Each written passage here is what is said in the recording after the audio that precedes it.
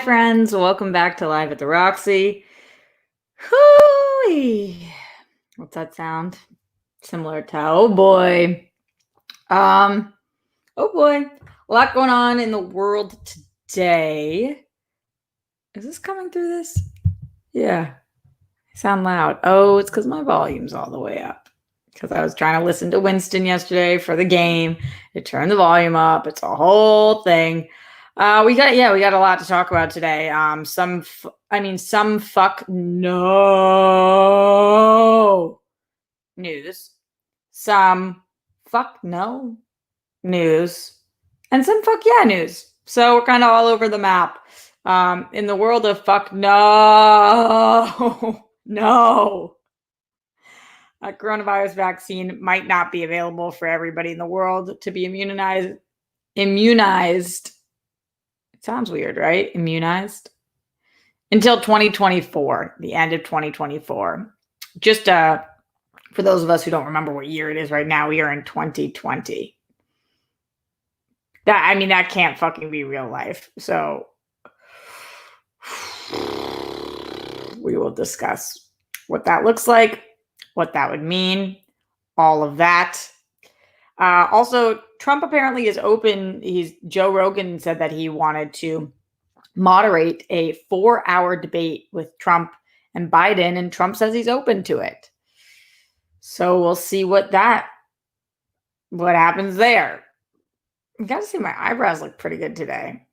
I haven't been doing anything different with them. Maybe it's because I haven't really been plucking them because I don't see anybody. So maybe they're getting thicker. I want thick eyebrows.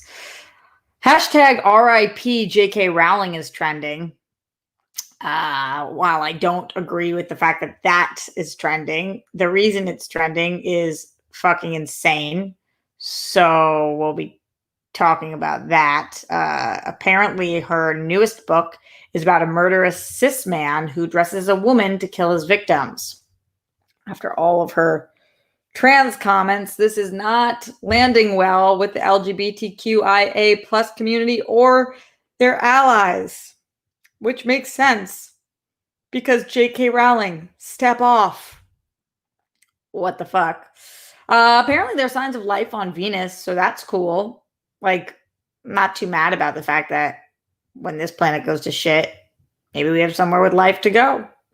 And Jonathan Majors, who is the star of Lovecraft Country, which I haven't seen yet, but I hear ridiculous things. I hear really good things and also some things from people, is going to be the next phase 4. Is that what we're in? MCU villain. He's joining Ant-Man. And we'll be talking about him and his character and all that stuff. So all that and more today on Live at the Roxy, not to mention the way that we start the show every single week. Brett Hankinson, Miles Cosgrove, Jonathan Mattingly arrest the cops that murdered Breonna Taylor 6 months ago. I mean, we got to be almost at day 190 now, right? It's been a long fucking time. It has been a long fucking time. I'm already seeing the chat go off. I love that you guys are all joining right now. I know it's a weird show. We'll get into all of it. If you're able to support, please do so. You can do so in many different ways. Thumbs up really makes a difference. Appreciate it. Writing a comment afterwards, that helps with them algorithms. Streamlabs, super chat. If you would like to give to Streamlabs at streamlabs.com/Roxy Stryer. We need 50% of the super chats and 50% of the Streamlabs this last month as the previous month. That must mean that I'm not doing well and you guys are not doing well. This time is a fucking shitty time for all. This time is a fucking shitty time for you. For me. She got a little Bob Dylan. All right. We will go into the Streamlabs right now because after yesterday's show, immediately I saw PC sent in a little bit of support. Thank you, PC. And Red Sands, a couple hours afterwards, Red Sands 1001 says, never quite works out to watch these live. Yeah, there's a lot of people from all different places in the world that have a hard time catching these live streams. I do sometimes do a little bit of a different time, but yeah, for the most part, a lot of times it's about 1 p.m. ish And it's just what seems to work right now, but that doesn't mean it will be like that forever, forever, ever. Also, don't forget tonight, guys, 8 p.m. Pacific time on the World Girls YouTube channel. That's youtube.com/The World Girls. We will be interviewing Frank. Frank is, number one, our amazing editor. Number two, for this last shoot that you guys will be seeing at the end of this month, he was our DP. And number three, he is Darina's boyfriend. So we have a lot of shit to talk to him about. Oh, we got to get our 21 questions going for that. Let me know if you guys come up with any good ones. Yeah, you can always Streamlabs those in to the World Girls as well. I'm just literally going to text from Darina saying, did we start a 21 Qs for Frank? Question mark? Question mark? We're doing it at 8 because he is working, so I know it's a little late, but I'm excited about that tonight. Also, this is unrelated to the news we'll be talking about today, but I'm currently texting with my ex-boyfriend right now. My ex-boyfriend, who is engaged. I think I told you guys that he was getting engaged. And I just found out that I am going to be invited to the wedding, which I'm really excited about. I thought I would be invited to the wedding because we're very close friends, but you never know when it's somebody who's your ex. And he just asked me for my address. So I'm really, really excited about that and celebrating with him. But his date is in the summer of 2021. He's like, fingers crossed that we don't have to cancel that date. You know, I have a lot of friends. I was supposed to go to 5 weddings this year. I think it was 5. And all of them obviously were canceled. And so they're all trying to get 2021 dates. And then I'm going to have the people who have 2021 dates. So there's going to be a lot of weddings that year. And I don't know, the soonest one on the books for me right now is a wedding that is in May. That one is out here, so I don't have to fly, but still I'm a little nervous. It's in somebody's backyard, so I don't think the venue would be able to cancel, but like, you never know. They might want to cancel. I've got one in August. I've got this one in July now. I've got one in October, and I don't know that the 2021 wedding dates are safe. I don't know.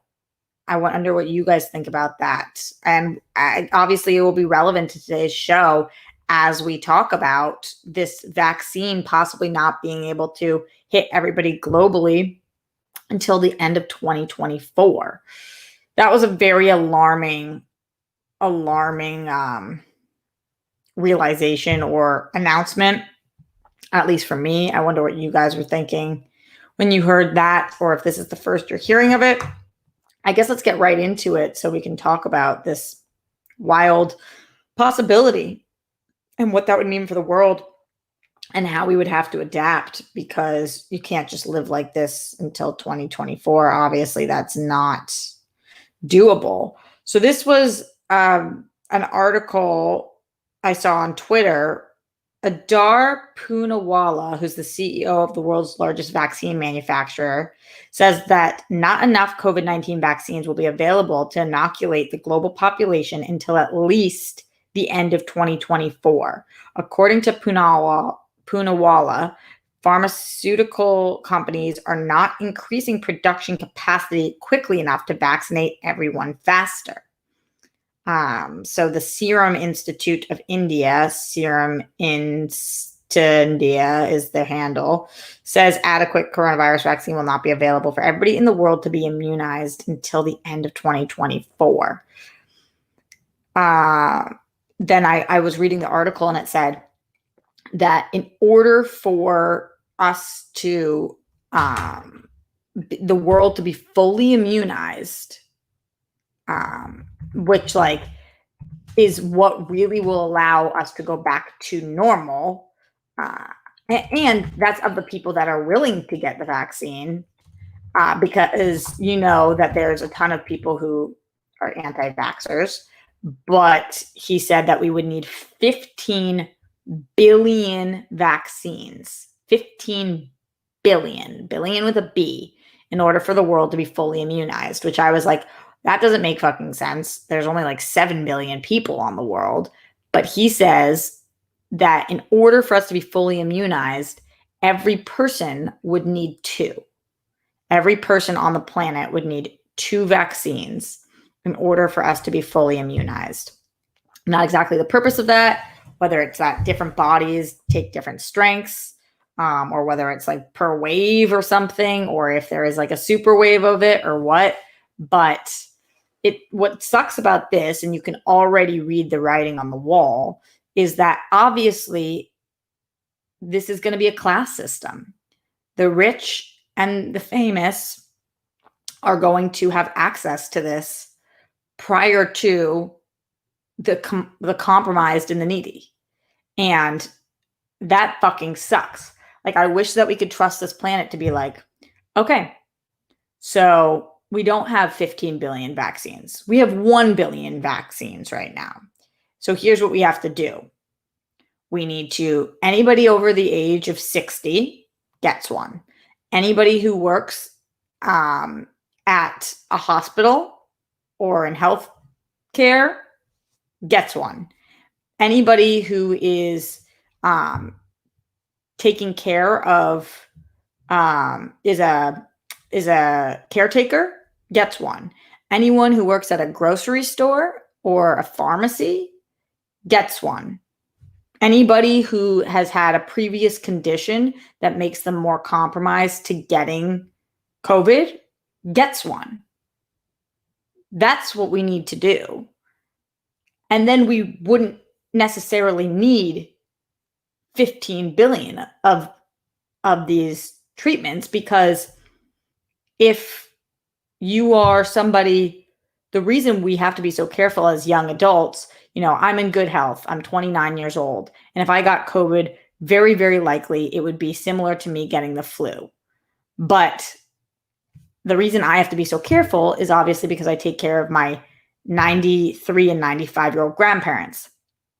If I knew that all of the grandparents could get vaccines, then we would not have to be so careful living our lives, because we would not be able to get them sick and they would be safe. So we need them to have the vaccines first, and then we can go back to living our lives until we get a vaccine. It's okay if you and me, if you're in the same position I am, I don't know you at home, what your position is, but if you're in a similar position to me, if I don't get the vaccine for a few years, that sucks, but it is what it is. If my grandparents don't get the vaccine for a few years, they're stuck at home and literally cannot leave for those final years. And by the way, I feel like they still have 50 years left, so I'm not even putting that out there. But in your 90s, you don't want to be fucking stuck in your house. So if we could be civilized about this, then it wouldn't be a 2024 debacle. But because everybody's going to be selfish about this, and I don't mean everybody, but most people, and the rich and the famous are going to get the first wave, as a society, we're in big fucking trouble. And it shouldn't be that way. It shouldn't be that way. Alejandro said, I struggled with asthma as a teenager. Would I be at risk? I hear that asthmatic people are at risk. So I would definitely talk to your doctor about that, but I believe you should be taking extra precautions right now. I don't know if you still struggle with asthma. If you don't, maybe it's a different scenario, but I would assume that would put you further at risk.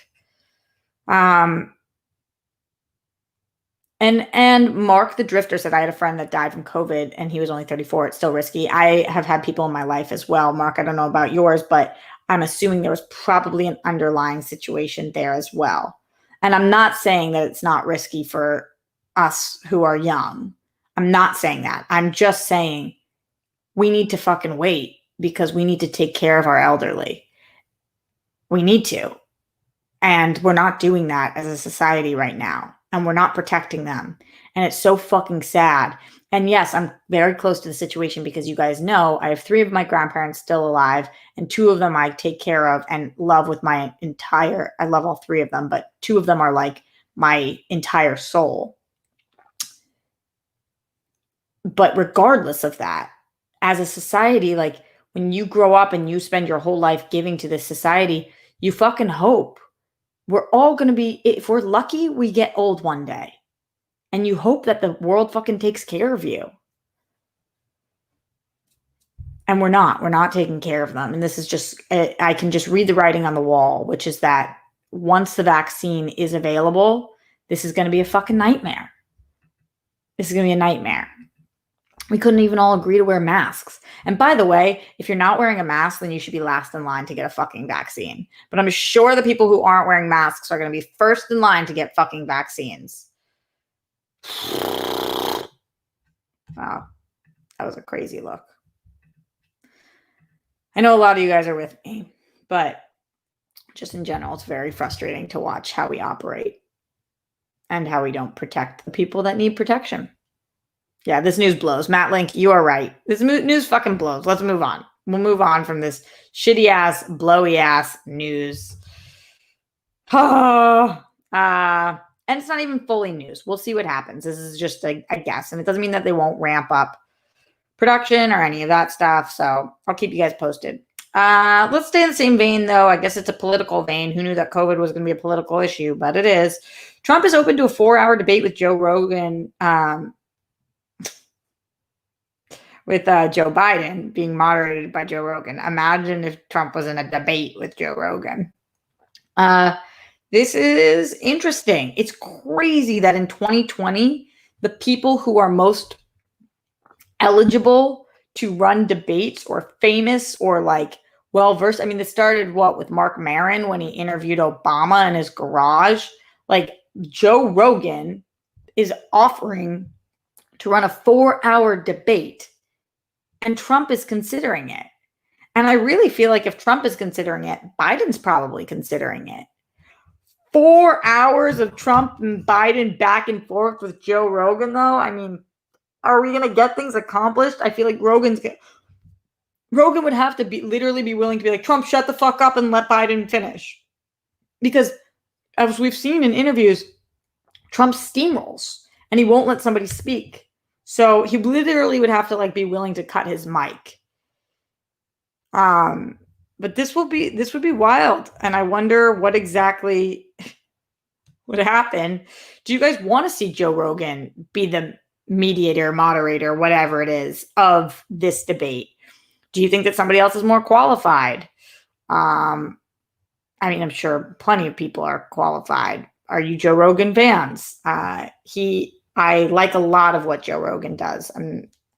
He's not my number one podcaster, but I do think that a lot of his work is really great, especially his interview style. I guess, would this be more like an interview and less like a debate? Kind of that is what a debate is, though. Curious your thoughts. Obi Sanders in the super chat says, what you're describing isn't how capitalism works, unfortunately. I know. It's wishful thinking, but I just wish we fucking took care of people who need people to be taken care of. That's just what I wish. Larry Lee's reminding everybody to hit that like button. Seems like a lot of you guys do not want Joe Rogan to be moderating this. Looks like it's a no from a lot of you guys. Obi says Biden wouldn't agree to this. Rogan has already endorsed Trump anyway. Did he? I didn't think that that's what he did. I thought he said he was still open.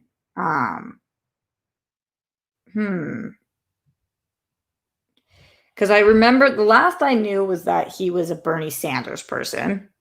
And then I don't ever remember him endorsing Trump. Okay, in April, he said he would rather vote for Trump than Biden after endorsing Sanders. I guess that would be an endorsement. Joe Rogan, why he'd vote for Donald Trump. Democrats have made us all morons by running Joe Biden.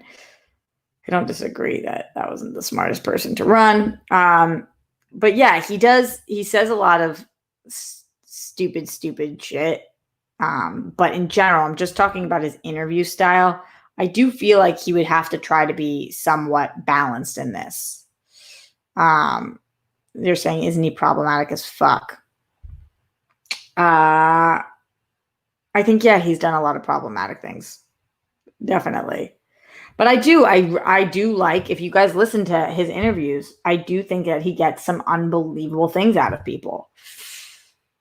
Uh, he's Eric says I listen to Joe Rogan sometimes. He's got some jackass takes, totally. Not the right guy for this unless he's willing to choke someone out for over talking. That's what I'm saying. Like, unless he like really was like kind of balanced and was like, you shut the fuck up, you shut the fuck up. He's just not afraid of people, which I think you really need in this. And we need somebody who's not going to be afraid to step in.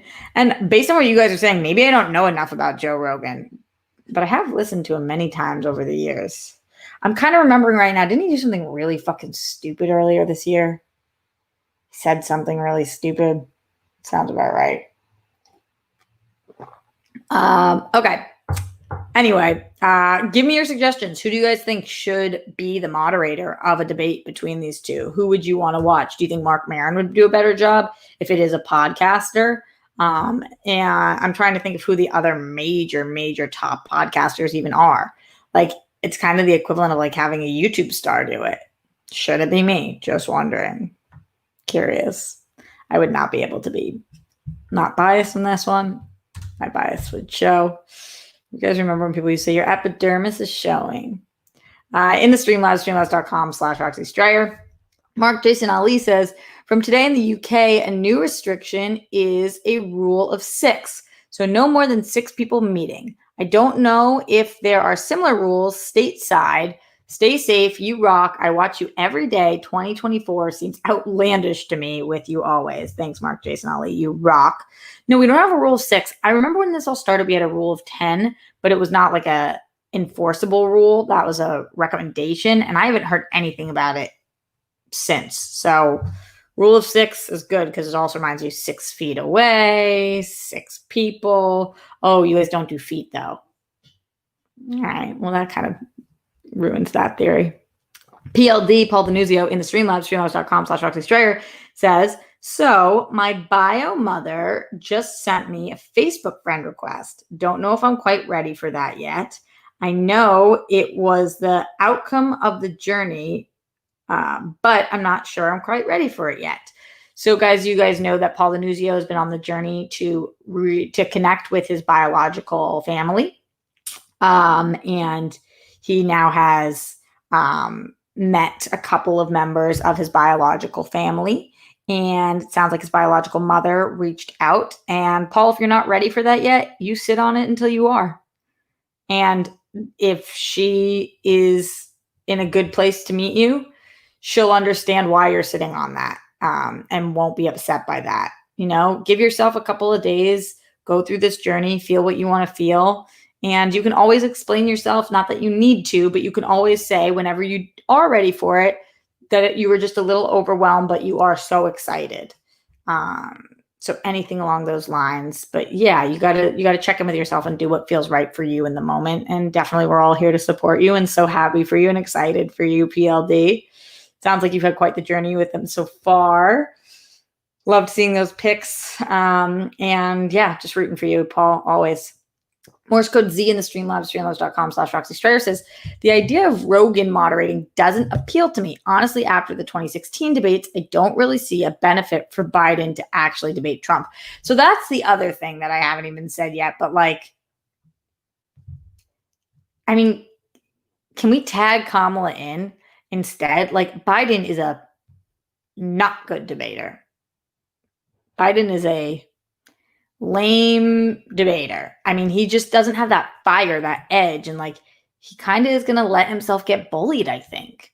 So it's a little concerning. Also, I don't really know, and you guys tell me if I'm wrong. I don't know anybody this time around who doesn't know who they're voting for. I knew a lot of people last time around who didn't know what they were doing. I don't know anybody this time around, one way or the other. I don't know anybody. So yeah, Spidey Sensei says Kamala versus Pence is the debate to watch. I completely agree. I feel like that's honestly the more important debate. These debates, man, they're going to be woof. Woof, woof.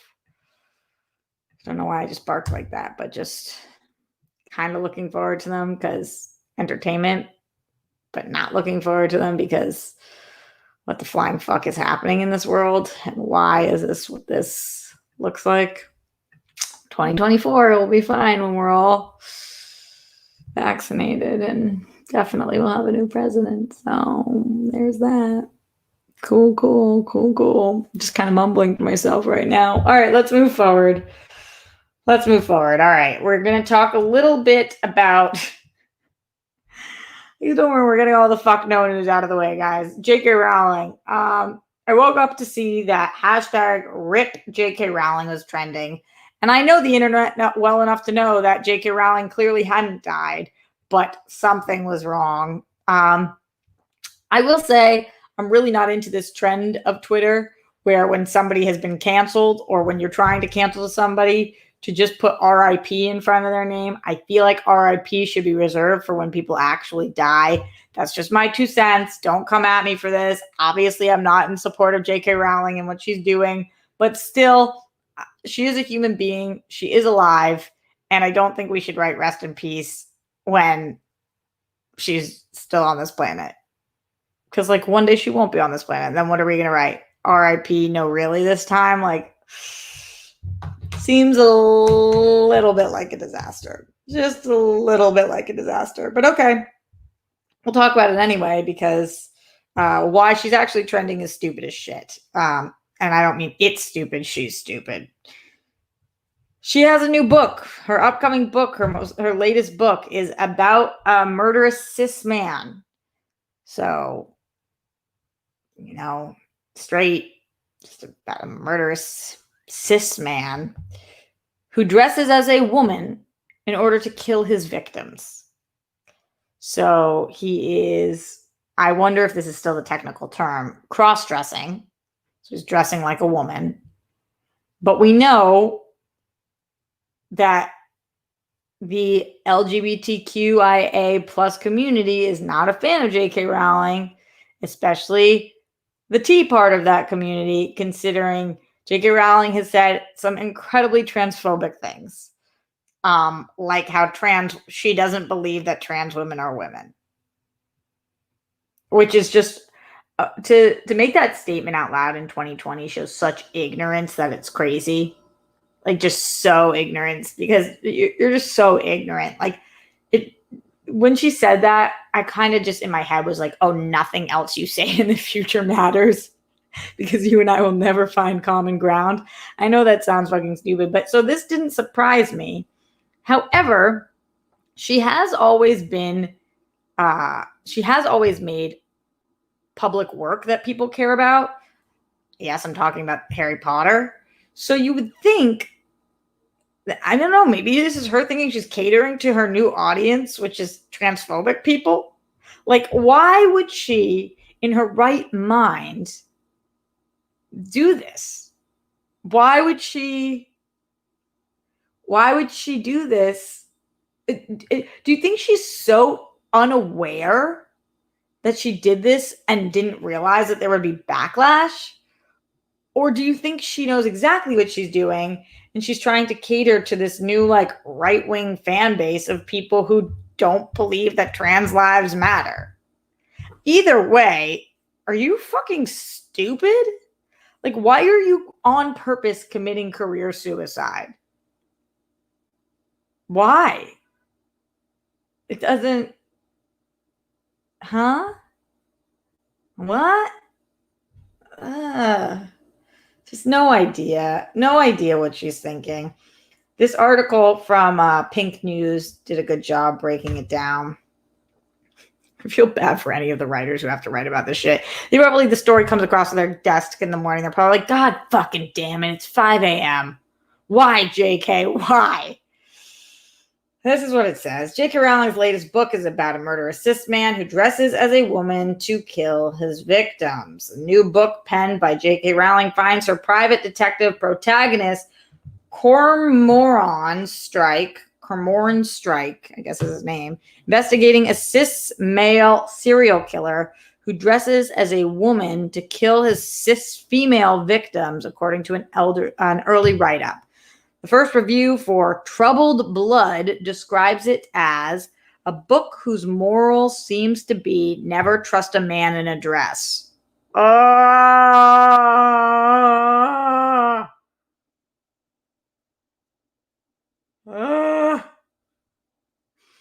According to the Telegraph, the meat of the 900-page novel, fuck that, is an investigation into a cold case, the disappearance of a woman in 1974, believed to be the victim of a cis male serial killer whose modus operandi is dressing as a woman. Quote, one wonders what critics of Rowling's stance on trans issues will make of the book, end quote. That's from the reviewer Jake Courage. Quickly Troubled Blood was criticized on social media. Yeah, the tweets just fucking went at it. Because no shit.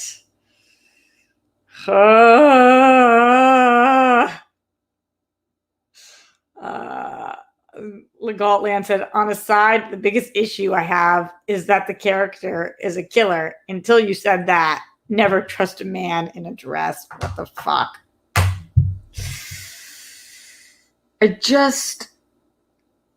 Oh my God, Adam Sessions says, also her pseudonym is the same as the guy who started gay conversion therapy. Like, what the fuck? I can't. Yeah, yes, Joseph, there will be fuck yeah news. I just can't. I'm stuck on this because, like, JK, who pissed in your cereal? What's happening to you? Just it's like that. My brain explodes when she comes up. It's just like, what is happening?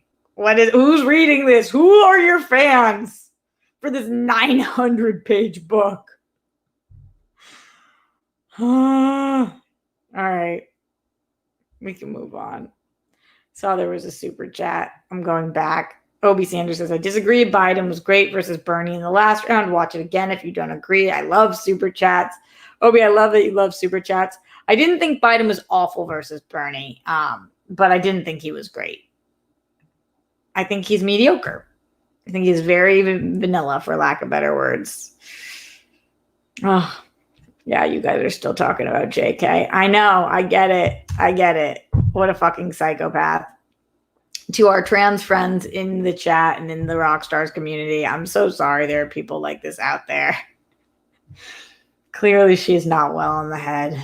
Clearly. Go to the Streamlabs, streamlabs.com/RoxyStryer. Gingerbread says, Rox, what are your opinions on MTS competitors sort of whining about the way the questions are worded?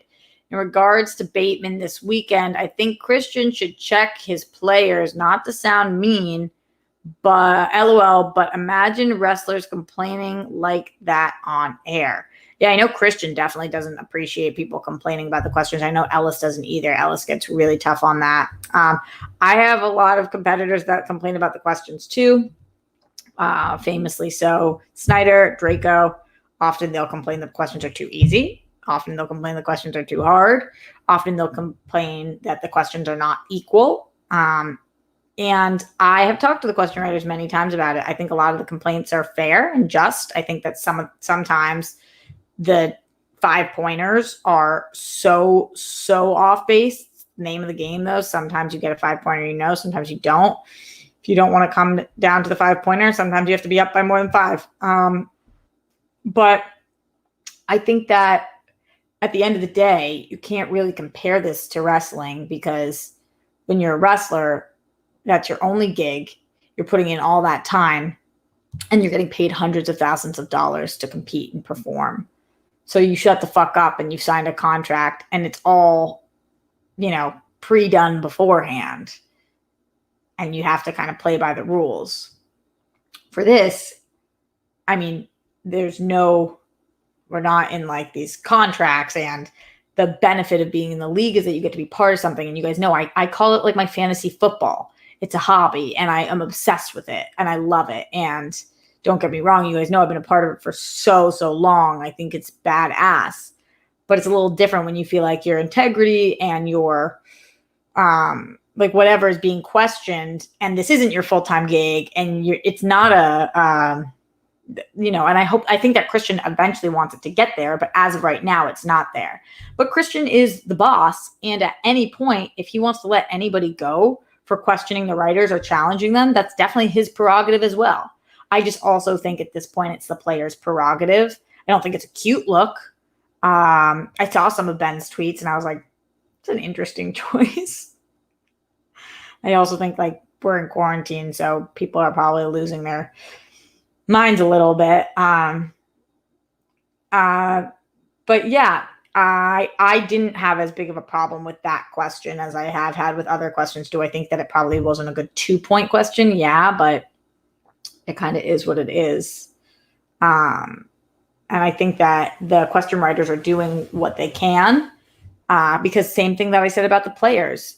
They're not, it's not like they're fucking making hundreds of thousands of dollars to make this right. And everybody's putting in so many hours.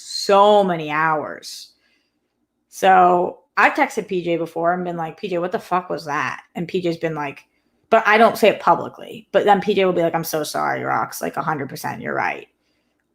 Just like humans, they make mistakes as well. So yeah, I think that there's like more tactful, like I told you guys, be classy ways to handle things. But also there's a character element of this too, you know, like Ben's got that heel thing going on. You never know what's real, what's fake. So yeah, hopefully that makes sense and answers that question a little bit. Gar said Ben did tweet out an apology to PJ and PJ retweeted it. Yeah, I didn't see that. Unless you're talking about the thing that might have been, well, whatever. To each their own, kind of, to each their own. And if Christian has issues with any of it, he's allowed to. He's the boss. He can say whatever the fuck he wants. He can fire whoever he wants. He can hire whoever he wants. It's his game. I've said that to him from day one. I don't agree with a lot of the decisions he makes, but he for sure is the boss and gets to make the choices because he made this company from the ground up. So a lot of respect for him there. And yeah. All right, moving forward. Let's talk about, should we change over to a little bit of, I feel like we've done a lot of fuck no news. There's been a lot of, what do you think is the biggest fuck no news? Is it Joe Rogan moderating Joe Biden and Trump? Is it the coronavirus vaccine possibly not being available for the whole world until 2024? Or is it J.K. Rowling writing a book about a murderous cis man dressing as a woman to kill his victims? Just curious. Which one do you guys think is the biggest of the fuck no's? All of the above? In the world of fuck yeah, there's signs of life on Venus. This is kind of cool. As you guys remember from Collider Live, aliens and shit. I'm super duper into space. I love the idea that we are not alone. Also, like, maybe my husband's an alien. Maybe that's why I haven't met him yet. Maybe none of the men on this planet understand me. And maybe he's somewhere on Venus just waiting for me, chilling. And he's like, yo, bae, come here. And I'm like, bae, I'll be there soon. Maybe not. When we talk about life, obviously on Venus, we're not talking about fully developed life like us in terms of human beings. But they did in the clouds find signs of life based on finding properties that when they are on planet Earth mean that there is life. So that's pretty cool. Yeah. Whenever I think about any of the planets, like what? Boys go to Venus to something their penis or whatever. Girls go to Mars. What are all those nursery rhymes? They're not nursery rhymes if they're about penises, but you guys know what I'm talking about. Yeah, go space, go aliens. If I could travel. Oh, I was looking up the other day for World Girls stuff because we're making our pitch decks. Best places to skydive, which obviously we can't do right now, but like one day. And one of the places that they said was outer space. And I was like, what? And apparently, like, you pay a lot of fucking money, you can skydive in outer space. I know it sounds like I'm making this shit up, but I'm not. Oh yeah, Danielle, boys go to Jupiter to get more stupider. Who goes to Venus? Something happens there. Aaron says they do say women are from Venus. Who says that? And who's from Mars? Who's from Mars? Who's from Venus? And who's from Jupiter? Boys are Jupiter. They get stupider. I used to have a shirt that says boys are stupid, throw rocks at them. Girls go to Mars to get candy bars. No, I don't remember that. That's not what we did, Danny. Don't remember that. Pink Sweet says go to Mars to get more candy bars, but Jupiter to get stupider. No, I don't. No, that's not what our girls did. It's from a book. Men are from Mars, women are from Venus, says Garth. I think we're all over the map.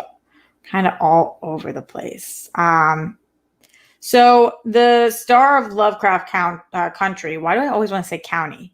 Jonathan Majors is, who also is in The Five Bloods, is apparently going to be in Ant-Man. This casting was announced today.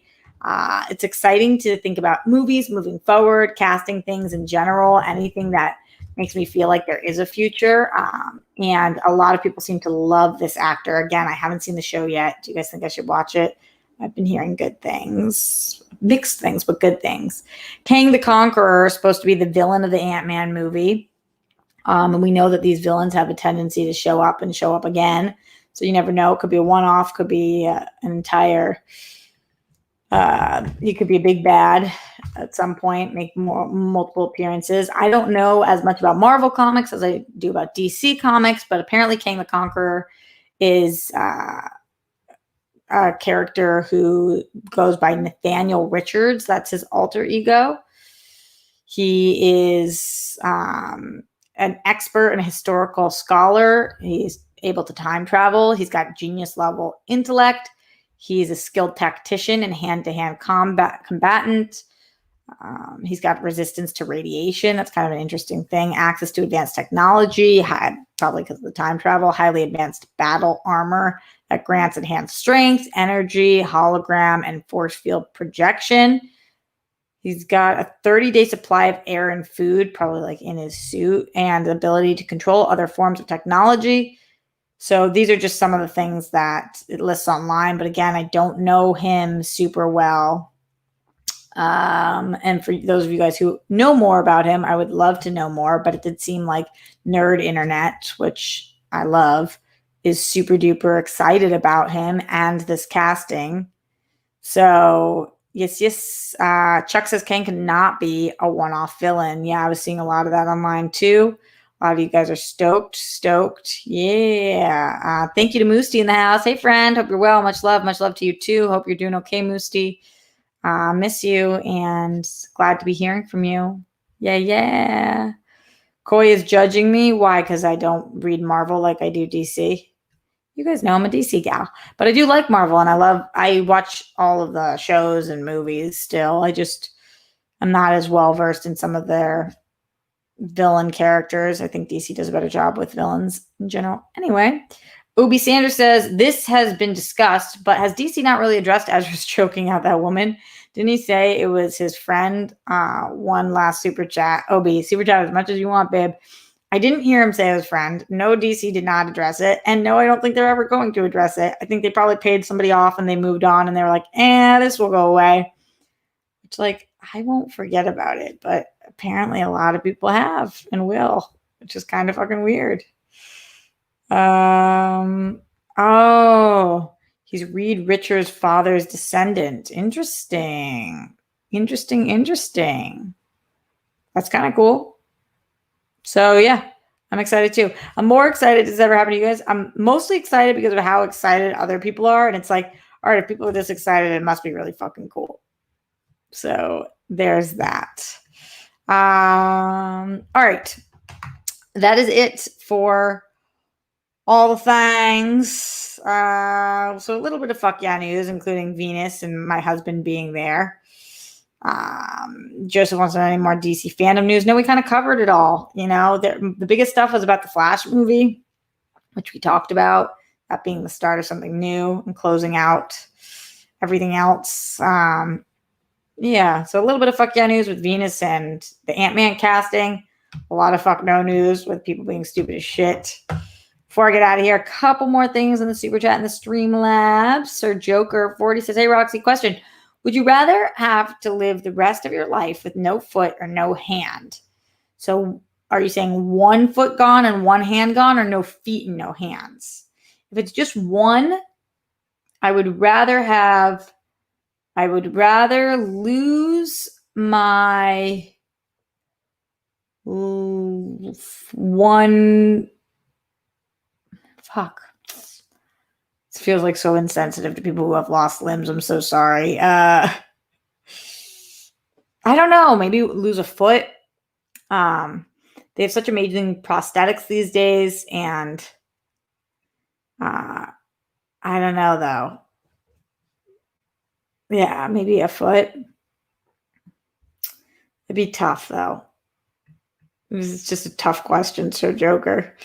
Did my best to answer it though. Sorry if I let you down.